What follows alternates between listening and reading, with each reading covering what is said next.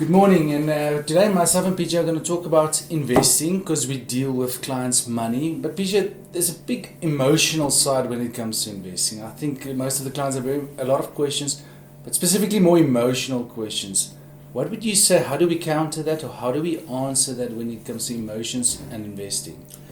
Investing, if you just look on paper, it's very easy. You can make the sums and say, oh, just wait 10 years and you will get your return. But we know, even if I need the money in 10 years, if I've got 2 bad years, I don't feel good about it, even if I don't need the money. So there's definitely a lot of emotions in investments, and there's a lot of biases. There's up to 60 investor cognitive biases, and what that means is everyone think we are unique. I am think on my own, but actually most people are quite the same. They are afraid of stuff. Like I said, with investing, they don't like it when you lose money. No one likes it. So there is broad spectrums that's where everyone's the same. So I'm just going to touch on 3 investor biases. And the first one is recency bias. And we see this a lot. If you want to invest in something, in what do you want to invest? The fund or the investment that did the best the last 3 years. Yes. Because recently it did quite well. But that does not mean something that recently did well is going to do in the future quite well. It's quite the opposite.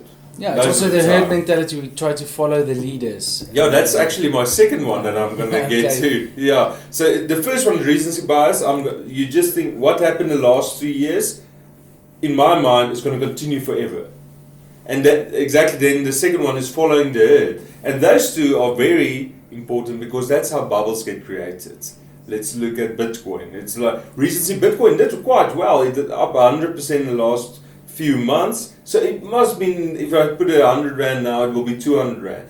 But like we know, it did not happen. Yes. And you can see recency now it's down again. Maybe it can go up again. But you don't know. That's the thing. So you can't look at recency. And then the second one, the following the herd, is exactly that. Everyone is buying now, and they say you should be afraid of investment when everyone's talking about it. And when everyone at the Brian and the shop talks about it, and even someone that does not know about investing talks about it, then you know you're following the herd, and then that's when an asset gets overvalued. Yes, and I think it's a case of FOMO as well. It's the fear of missing out because everyone is talking about Bitcoin. I feel I need something, I need to take part. You know, I'd rather be wrong together than stand right alone. I think that's how we as humans work. And it's difficult for everyone. Even we know this and these biases, and even for us, it's very difficult. So you also don't want to miss out, and maybe I'm missing something or anything. And the last one is the overconfidence bias. We can see that a lot in lotto or in stock picking.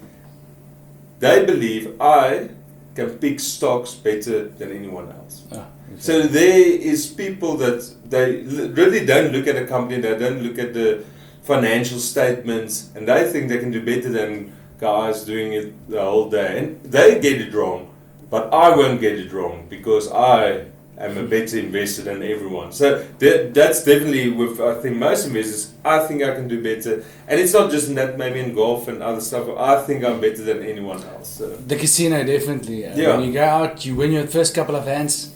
I'm a better gambler than everyone. I'm good, yeah. And then you continue, and what happens? You end up leaving the casino with nothing or in the red. Yes. So it's important. So what's the answer then?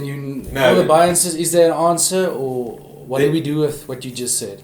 There's no answer actually. You just need to know you have a bias. Because everyone knows. If you don't think you have a bias, you've got a bias because you don't think you have a bias. So you do have biases. So know that, and again, that's why we say have a plan, automate things, take your emotions out of it. So that's the. And once again, that's where wealth managers should assist you on this journey. And that's why I say a wealth manager need another wealth manager on his money because you're emotional with your own money. Yes. That's it.